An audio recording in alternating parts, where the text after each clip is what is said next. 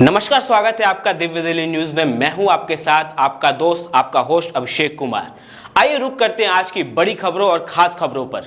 मोहम्मद रफी साहब के गाने आज भी लोगों को पसंद आते हैं। मोहम्मद रफी साहब के गाने सदाबहार गाने हैं। दिल्ली के जंतर मंतर पर मोहम्मद रफी साहब की डेथ एनिवर्सरी के उपलक्ष्य में भारत रत्न देने की मांग को लेकर राष्ट्रीय कैंपेन कार्यक्रम का आयोजन किया गया, जिसका आयोजन all India Mohammad Rafi society के अध्यक्ष सुनील कुमार द्वारा किया गया।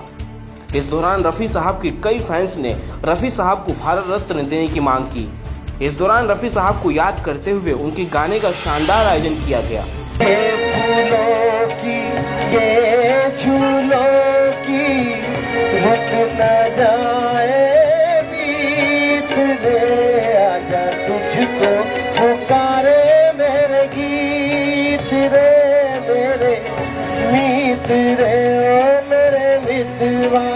जिसका लोगों ने जमकर आनंद लिया।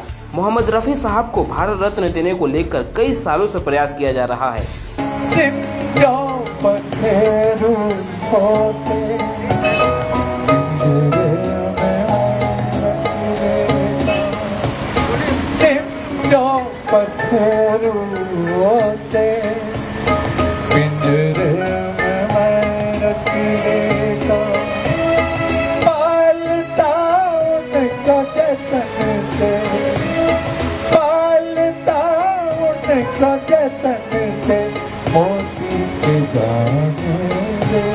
मोदी सरकार से भारत रत्न देने की मांग को लेकर कई पत्र लिखे गए हैं। All India Mohammad Rafi society के अध्यक्ष सुनील कुमार ने कहा कि पिछले कई सालों से रफी साहब को भारत रत्न देने की मांग कर रहे हैं।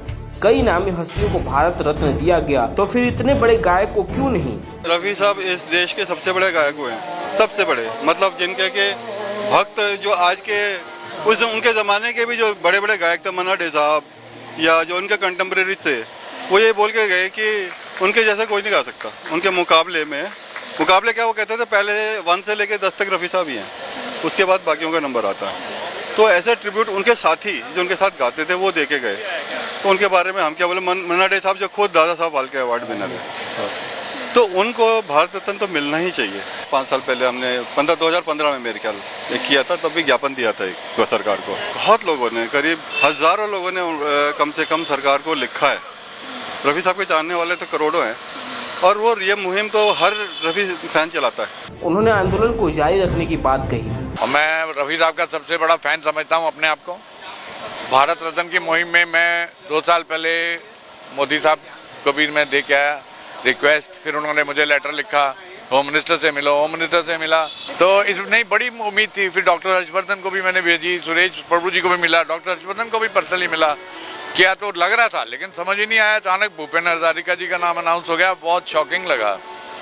और मैं परसों भी मैं गया था, डॉक्टर हर्षवर्धन को मिला था, मैंने उनको फिर बोला, मैंने कहा जी भारत रत्न ये क्या हो रहा है, ये मतलब इतने टाइम हो गया क्यों नहीं देते? आपको लगता नहीं है कि वो इतने बड़े सिंगर हैं कि उनको भारत रत्न मिलना चाहिए? कहते नहीं ऐसा नहीं है, कोशिश जारी है, लेटर फॉरवर्ड करिए हमें, we are trying our best. देखिए, हम पहले भी कई बार कोशिश कर चुके हैं, पीएमओ ऑफिस में हम कई बार मेमोरेंडम पहले भी दे चुके हैं, और हमारी कोशिश जारी रहेगी जब तक रफ़ी साहब को भारत रत्न नहीं मिल जाएगा।